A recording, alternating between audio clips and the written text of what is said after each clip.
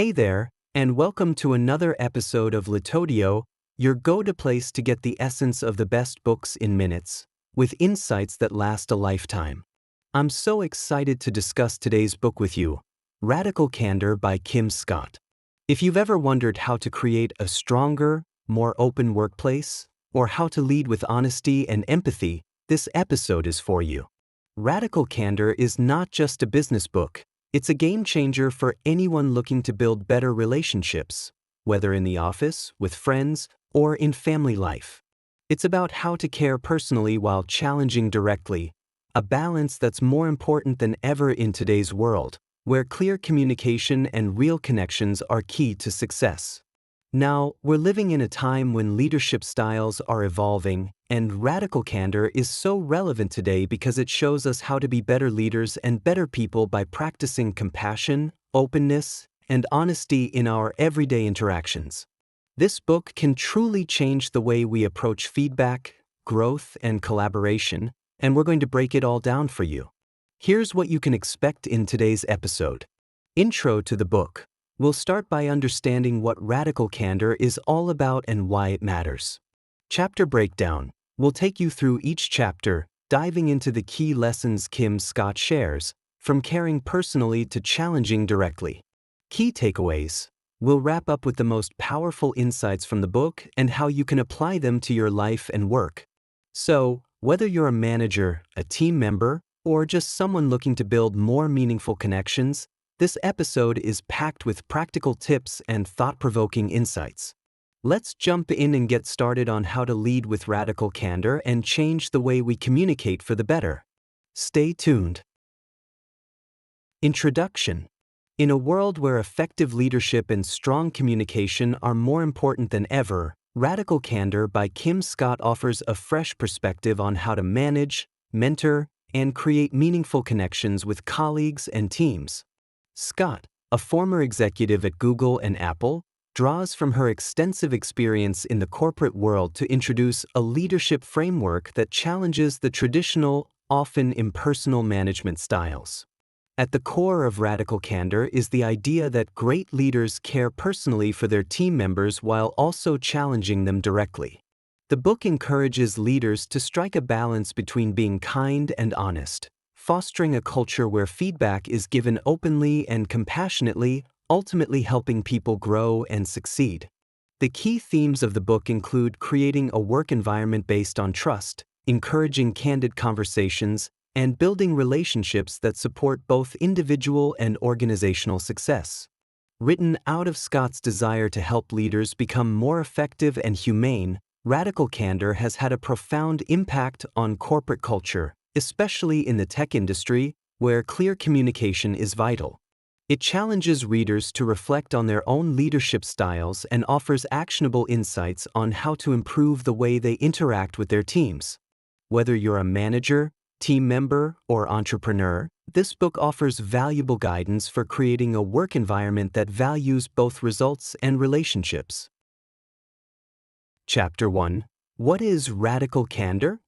So, Kim Scott kicks off the book by introducing this idea of radical candor. She talks about how good leadership is all about balancing two things: caring personally about your team while also challenging them directly. It's like being a coach who pushes you to be your best, but also genuinely cares about your growth. Scott explains that the opposite of radical candor is ruinous empathy, where you care but don't challenge people enough, which often ends up enabling poor performance. On the flip side, obnoxious aggression is when you challenge directly but don't show care, leading to a toxic environment. Radical candor sits right in the middle, where you can give tough feedback, but it's done in a way that shows you have the person's best interest at heart.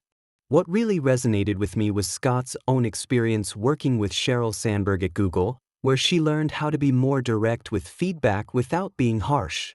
It's a big shift in how we traditionally think about leadership, less about being the nice boss and more about being a real one. Chapter 2. Build radically candid relationships. This chapter is all about the importance of building strong, genuine relationships with your team. Scott emphasizes that, as a leader, you need to make the effort to get to know your people personally, not just professionally.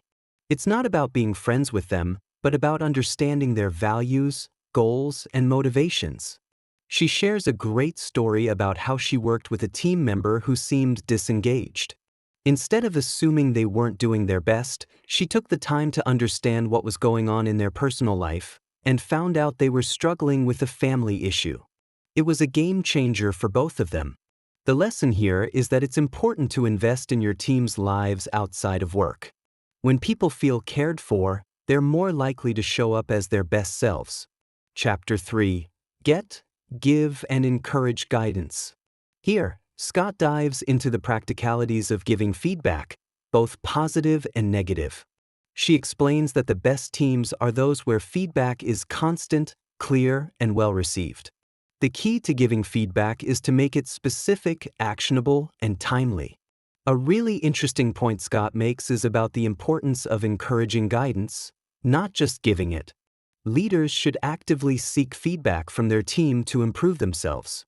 She shares a story where she asked for feedback from one of her reports at Google, and it completely shifted her approach to leadership.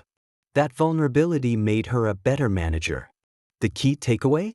Feedback is a two-way street.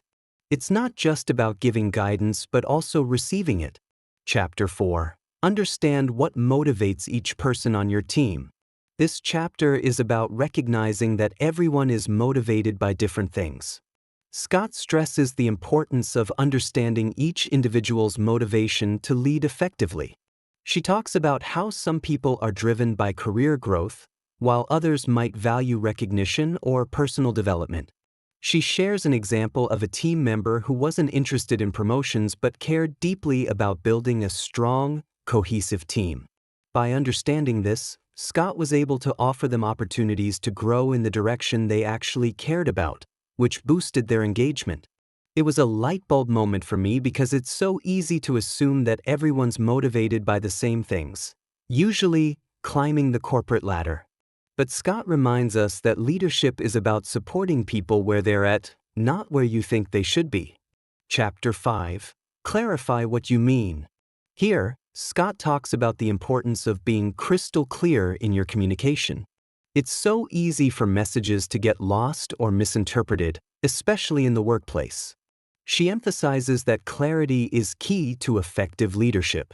Scott shares a story about giving feedback to an employee who was unclear about the direction of their project. She realized that her feedback wasn't specific enough, and that led to confusion. The lesson here is that when giving feedback or setting expectations, you need to be precise, leaving no room for ambiguity. I think this is a great reminder for all of us, especially in virtual or cross-functional teams where clarity can get muddled in emails or Slack messages. Chapter 6. Drive Results Collaboratively. In this chapter, Scott talks about how to use radical candor to drive results. It's not just about telling people what to do but getting them involved in the process. By fostering an environment where feedback flows freely and team members feel supported, leaders can create a sense of ownership and responsibility. One of the key examples Scott shares is about a manager who used to micromanage but then started to give more autonomy to the team. The results? The team not only met their goals but exceeded them because they felt more accountable. What I found really interesting was Scott's approach to collaboration. She stresses that leadership is about creating a shared vision, not just directing the team. When everyone is invested in the success of the project, results naturally follow. Chapter 7. Create the culture of feedback. The final chapter emphasizes how crucial it is to create a culture where feedback is constant and ingrained in the team's DNA. Scott explains that feedback shouldn't just be something that happens during performance reviews but should be happening all the time, in real time. She shares a great example of how a team at Google used a regular feedback loop, where everyone could openly share their thoughts on what was working and what wasn't. The team became more cohesive and productive because feedback became part of their everyday conversations. For me, this chapter really solidified the idea that feedback shouldn't be feared. It's a tool for growth, not criticism. Building a culture where feedback is the norm can lead to amazing results, both individually and collectively. Let's break down the main takeaways from Radical Candor. 1. Care personally, challenge directly. This is the core of Radical Candor. It means you show you care about people as individuals while also being willing to give them the direct, honest feedback they need to improve. It's a balance of kindness and truthfulness. For example, imagine you're managing a friend at work who's falling behind on their tasks. Instead of just letting it slide because you don't want to hurt their feelings, which is ruinous empathy, or blasting them for poor performance, obnoxious aggression, you'd sit down and say something like, "Hey, I noticed you're struggling with meeting deadlines. I really value your work, but I want to help you get back on track. Let's figure out what's going on." This way, you show you care and challenge them to do better without being too soft or too harsh. 2. Don't be afraid to give and ask for feedback. Scott stresses how important it is to create an environment where feedback is constant and welcomed. It shouldn't just happen during annual reviews. It should be a regular part of everyday work.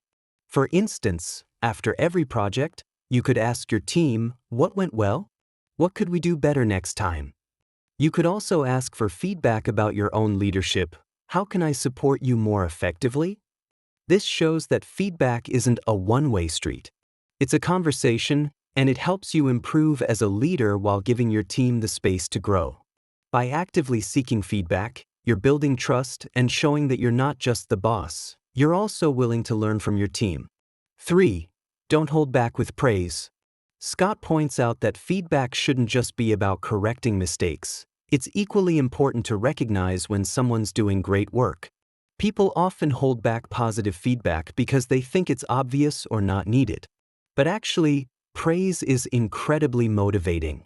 If one of your colleagues worked really hard on a project, don't just think, "They know I appreciate them." Actually say it. Something like, "You really nailed that presentation. Your attention to detail made a huge difference." Goes a long way. It's about letting people know exactly what they did well and how it impacted the team or project.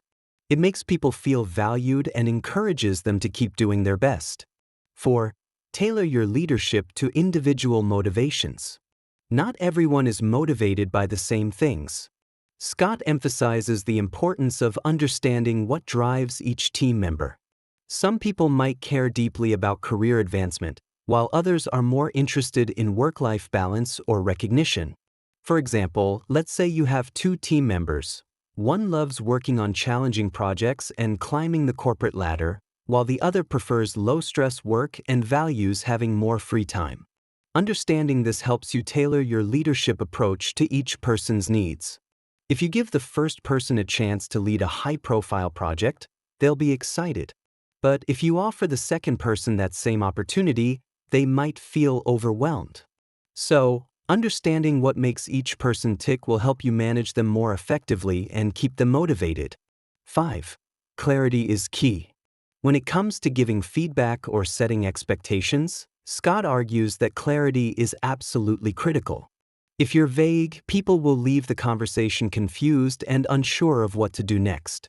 Instead of saying, "You need to improve," try saying, "Next time, try to submit your report by 3 p.m. instead of 5 p.m., so I have time to review it before the meeting." Specificity makes it actionable. When expectations are clear, people know exactly what they need to work on, and they can focus their efforts on the right areas. This applies to both praise and criticism. The more concrete you can be, the more helpful your feedback will be. 6. Foster a culture of feedback. Scott talks about the importance of building a culture where feedback is a norm, not something that's only done during performance reviews. It's about normalizing open communication, where giving feedback isn't scary, it's just part of the job. For example, imagine a team meeting where you ask everyone, "What's one thing I can do better as a leader?" And everyone gets the chance to speak up. Not only does this create transparency, but it also helps people feel comfortable speaking their mind and improving together. Creating a feedback-friendly culture isn't just for leaders. It's something every team member can contribute to. When feedback flows freely, it creates an atmosphere of growth, trust, and accountability. 7. Empathy in leadership doesn't mean avoiding hard conversations. Scott shares that a lot of leaders shy away from giving tough feedback because they don't want to upset anyone. But this actually hurts the person in the long run. By avoiding difficult conversations, you're essentially telling the person that you don't care enough to help them improve. For example, if a teammate is always late to meetings, avoiding the conversation to spare their feelings just lets the behavior continue. Instead, address the issue directly with empathy. I value your contributions, but your tardiness is affecting the team. How can we solve this together? Hard conversations might be uncomfortable, but they are necessary for growth, and they show you care enough to help the person improve. The radical candor can be challenging, but it's worth it. Finally, Scott acknowledges that practicing radical candor isn't always easy. It requires vulnerability, self-awareness, and the ability to be direct while still being compassionate. It's about striking a balance that doesn't come naturally to most people. But it's worth it because the results are powerful. Teams that embrace radical candor tend to be more successful, cohesive, and innovative. The truth is, if you can build trust through radical candor, you create a work environment where people are motivated to do their best, are open to feedback, and are invested in the team's success. In conclusion, radical candor isn't about being nice or harsh as a leader, it's about being real. It's about showing that you care and challenging people to grow, giving feedback that's clear and specific, and fostering a culture where everyone can thrive. Whether you're a manager or a team member, embracing these principles can lead to better relationships, more effective communication, and a stronger, more successful team. Thanks for listening to this episode of Litodio. We hope you enjoyed exploring today's book with us. If you're craving more insightful summaries and want to stay inspired, be sure to hit the follow button and subscribe wherever you're listening. We release fresh episodes regularly, so join us next time as we explore another impactful read. We'll link to the book in the description. Until next time, keep listening, learning, and growing with Litodio.